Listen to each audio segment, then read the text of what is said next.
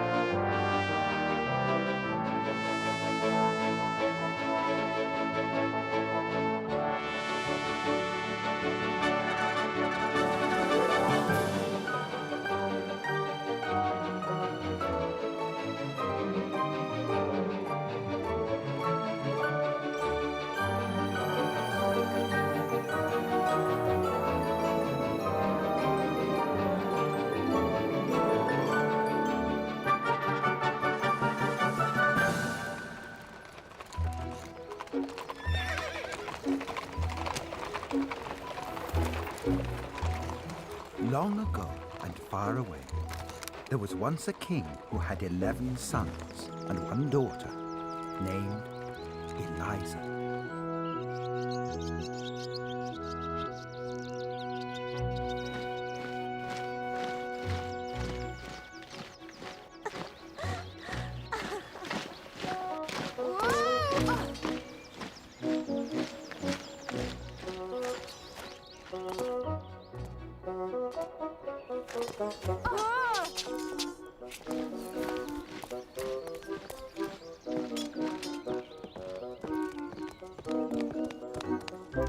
They wrote with diamond pencils on gold slates and studied so hard that everyone was impressed by them.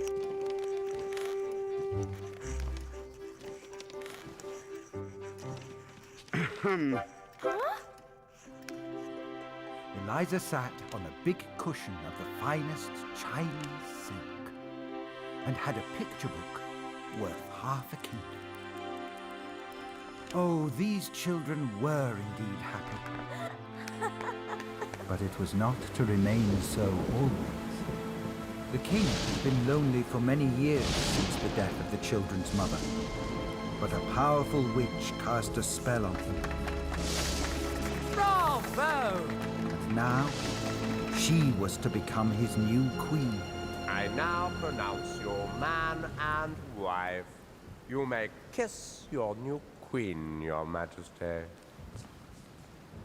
Ahem. Now, time to meet your new children. What? But I thought you were going to show me your most precious treasures first. My children are my most precious treasures. Oh, of course. That's what I meant. Now, dear. A mother meeting her new darlings is a very special moment. I must go alone and introduce myself my own way. Oh, of course. Oh, don't worry, darling. Making sure your children are taken care of in every way is my job now. Mwah.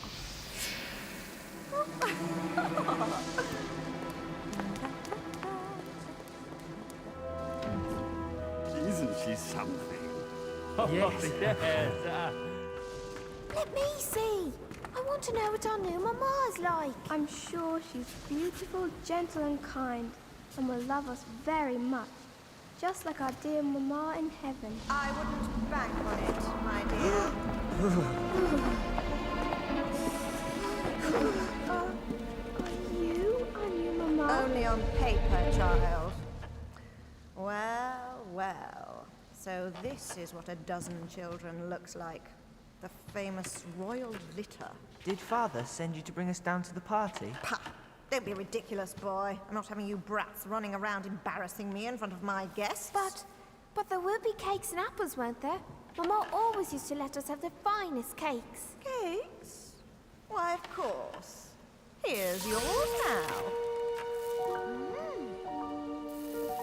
A cake made of sand? You play make-believe, don't you? Well, make-believe that into your precious cakes.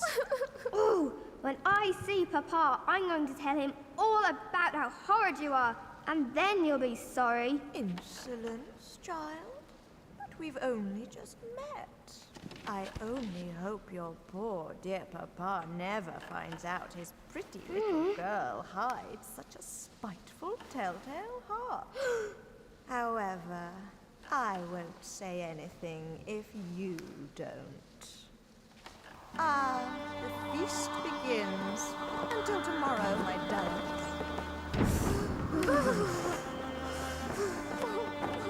Sure enough, the week after, the wicked queen sent little Eliza into the country to live with a farmer and his wife. Don't worry, little brother. We'll see her again soon. That's what you think. How dare you send our sister away? I demand to see my father. So many spoilt little mouths to feed. How's a poor mother to cope? Well, I think it's time you all stopped being such a financial burden to your dear Papa. His money is my money now, after all. Go out into the world and get your own living. Fly like great voiceless birds.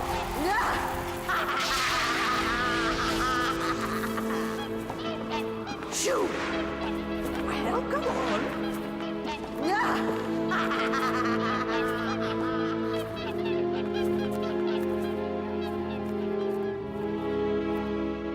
You sent my beloved little Eliza to finishing school, and all of my little princes to the military academy without consulting me first? How dare you? Oh, if you had only seen how cruelly and insolently they treated me, you would have done the same, husband dear. Yet, I cannot believe those dear children would behave in such a way. Especially not my lovely Eliza. Oh. Do you doubt my word, husband? Is this how you cherish and honor me? Please don't cry. I'm sorry, dear. I'm sure you had your reasons. You know best, dear. And don't you forget it, dear.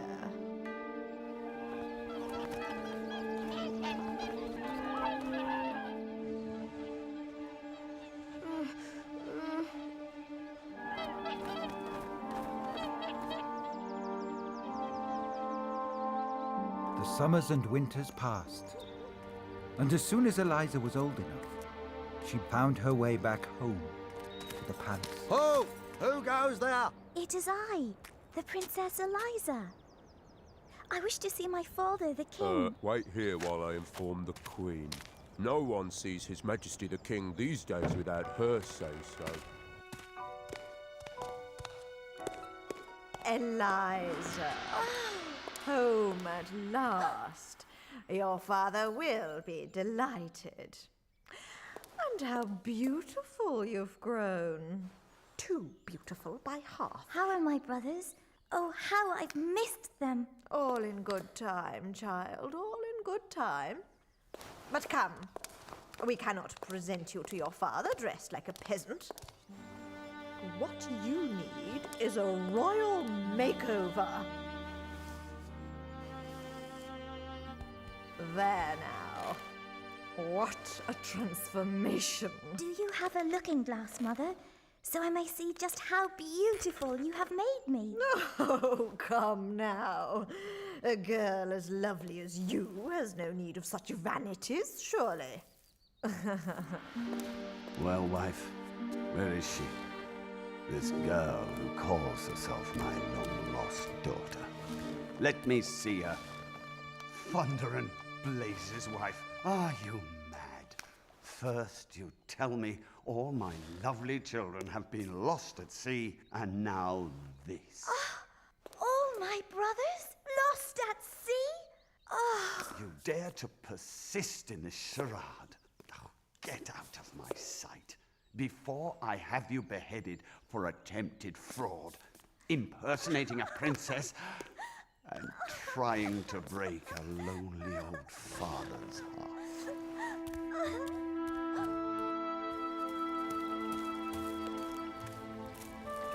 Oh, that wicked queen. She made me look like this.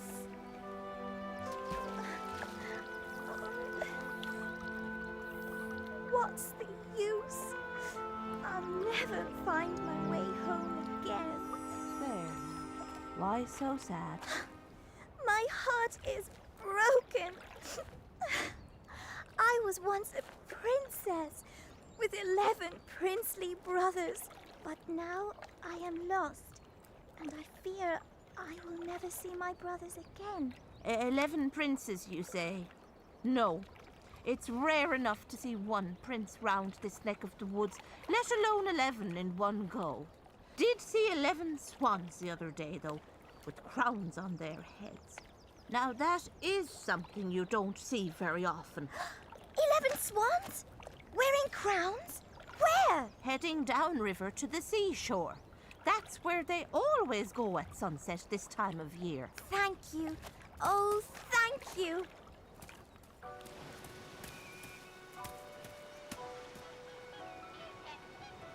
Oh, could it be? 9, 10, 11.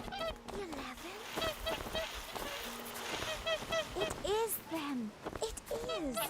But they've hardly aged a day since I last saw them. All those many years ago. Oh, my brothers! I found you! Sis? Eliza? Is that you? It is! Eliza! Eliza! Ah, Eliza! Eliza!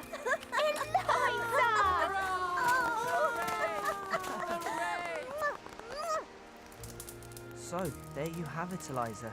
By night, we regain our human form, but by day, we're cursed to take to the skies as speechless swans. If only there was some way to break this evil spell that has been cast upon all of you. No time to find out. We have to return soon to the faraway land where we live the rest of the year. Oh, how pretty! Thank you, little brother. Every year, we may return here for 11 days only, but now, our time is up.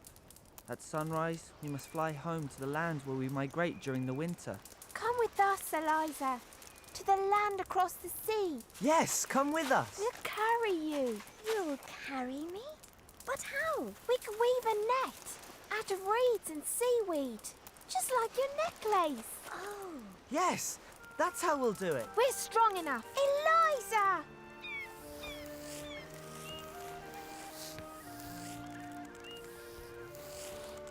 There, finished. And just in time, too. Dawn is coming. Hold on tight, Eliza. mwah.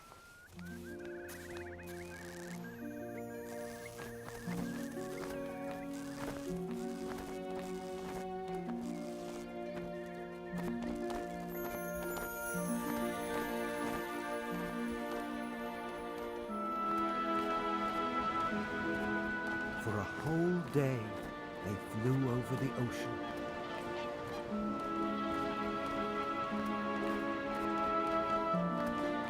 No, it's nearly sunset. We must find somewhere to land before you all turn back into princes. Or we'll tumble out of the sky and drown. There! That rock! Hurry!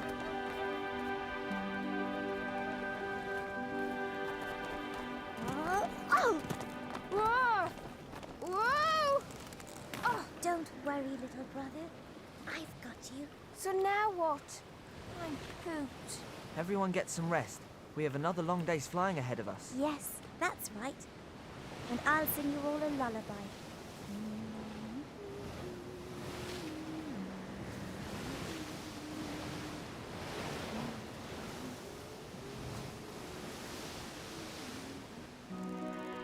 And so, with the first light of dawn, they were up and away again.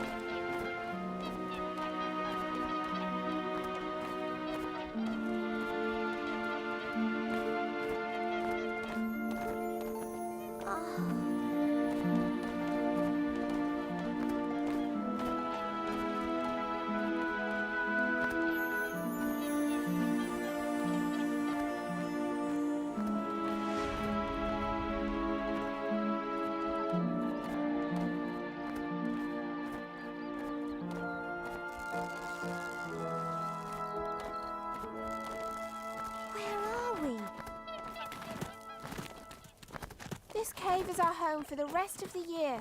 And now it's your home too, Eliza. Welcome. Was I dreaming as we flew?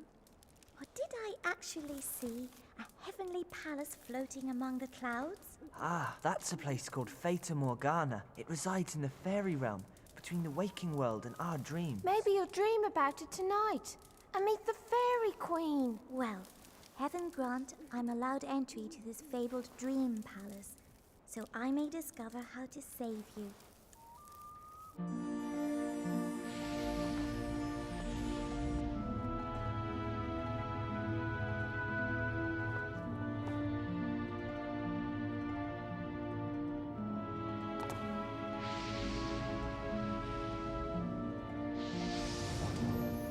It's you, the kind old lady who helped me before.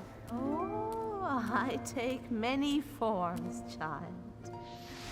And I know why you are here. Oh, To free your brothers from the wicked queen's spell, you must weave them 11 long-sleeved coats out of stinging nettles, which must only be gathered in the graveyard by moonlight, or the magic won't work. But beware, during all this time you must never speak a word to anyone, or the princes will die, as if stabbed through the heart with a dagger.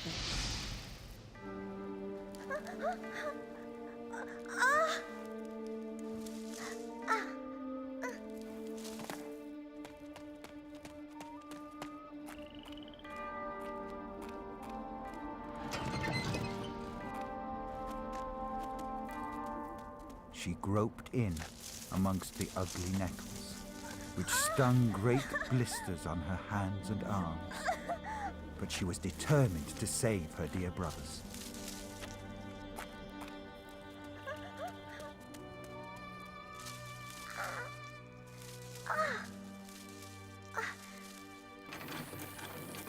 Eliza? What in the world are you doing? Why can't you talk? Wait, I know. You dreamt of a way to break the Wicked Queen's spell, didn't you? And you're not allowed to talk until your task is completed? Look at her poor blistered hands. And she is doing all this to save us. Poor brave Eliza.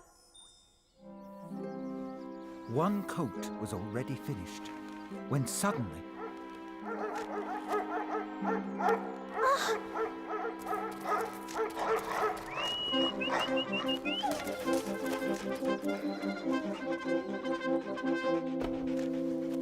What are you doing in this wild forest, child?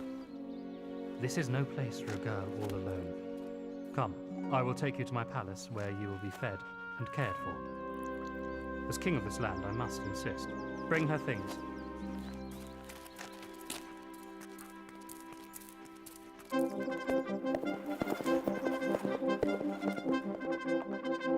I had your room furnished like your cave, so you might feel more at home. Yes, here is the work that means so much to you, for I do so want you to be happy here. Now she, Archbishop, is the kind of girl I could fall in love with. Please be cautious, sire. She might be a witch. Who ever heard of a witch being so beautiful? Trust me, sire. They're the most dangerous kind. Just make sure she's well looked after, Archbishop, or you'll have me to answer to. I don't know what your game is, my girl, but I'll be watching you. Nobody undermines my influence with the king. Nobody. So, Eliza worked on to save her brothers.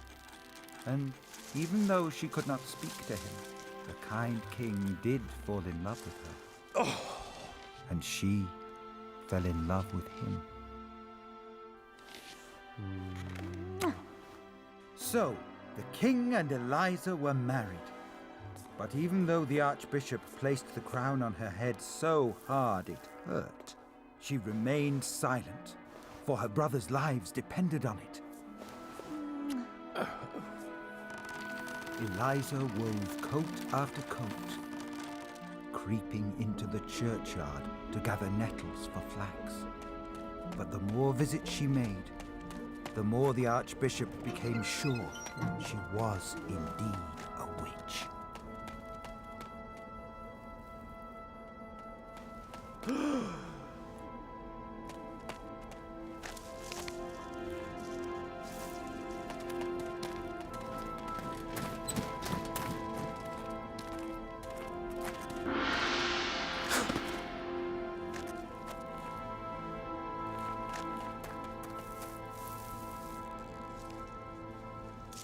No, it can't be.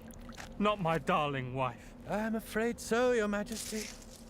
Every moonlit night she's out here, consorting with the spirits of the dead, and gathering herbs from their graves for her spells and potions.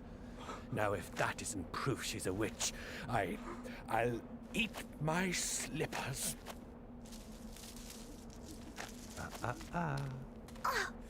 Oh, leave her alone. Speak to them, darling. Please, tell them you're not a witch. You know the laws of the land, Your Majesty. This is a High Council matter now. I've seen enough. Do what you must. Eliza was arrested, with only one last coat to weave. For the last time, girl, do you deny the charges against you? Speak, or the court can show no mercy. Guilty! Take her away! Oh. Here, witch. May your precious coat keep you warm on your last night, and your beloved stinging nettles will make a fitting pillow. Ha! But nothing could have pleased her more. Eliza got straight back to work, for time was short. Eliza's sentence was to be carried out in the morning. But she never lost hope, for her task was almost finished. And now she knew her brothers were on their way.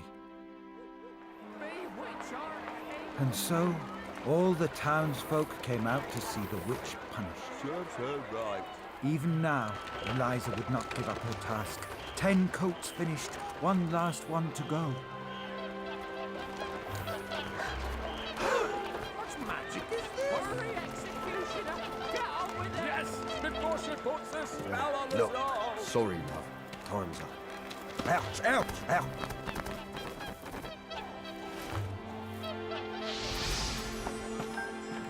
Everybody, stop! Our sister Eliza, your queen, is innocent. Oh, a rose tree! Oh, what miracle is this? Executioner! Wait! Oh.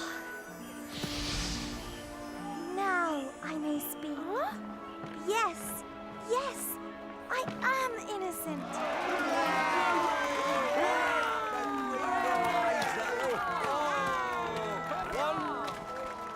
I knew you were innocent. I knew it. Mwah, my darling. Yes. All's well that ends well, eh? Don't worry, Archbishop. I'll tell my chef to rustle you up a tasty red currant sauce. Your Majesty? To be served with your slippers. Wouldn't want you to choke on them at the banquet tonight. Now, would we? My mouth waters at the prospect, sire.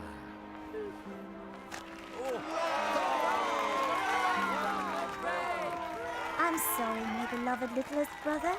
I didn't have time to finish that one last sleeve. No matter, my beloved Eliza. I'm just delighted to be a prince in sunlight again. And now we shall never be parted. Yes, yes.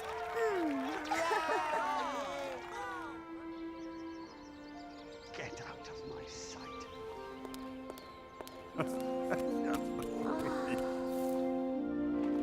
And the family were reunited with the biggest celebration ever seen.